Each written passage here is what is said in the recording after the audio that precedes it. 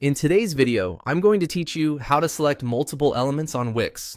Whether you're arranging a gallery, lining up buttons, or moving an entire section of text and images at once, knowing how to select more than one item is a huge time saver in the Wix editor. I'll walk you through two simple ways to do it, along with a few practical tips so you can work faster and with more precision. First, let's use the drag to select method. With your page open in the Wix editor, find an empty area on the canvas. Click and hold your mouse on that empty space, then drag to draw a selection box. As the box expands, every element inside the rectangle becomes highlighted, indicating they're selected together. Release the mouse and you'll see a common outline and handles around the group.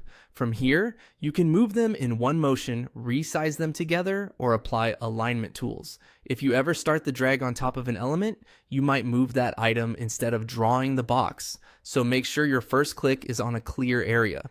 Zooming out slightly can also make it easier to sweep across a wider region.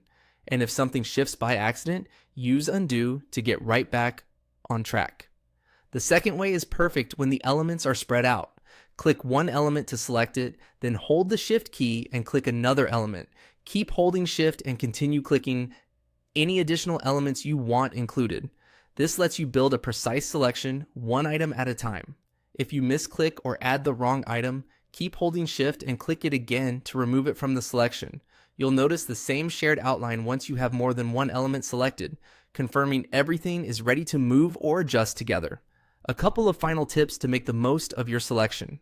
After selecting multiple elements, by dragging a box or by using shift click, you can nudge them in small increments with your arrow keys for pixel level accuracy. Clicking anywhere blank on the canvas will clear the selection when you're finished. And if you're working near headers, footers, or strips, start your drag from a truly empty spot to avoid picking up fixed elements you didn't intend to move. That's all there is to it.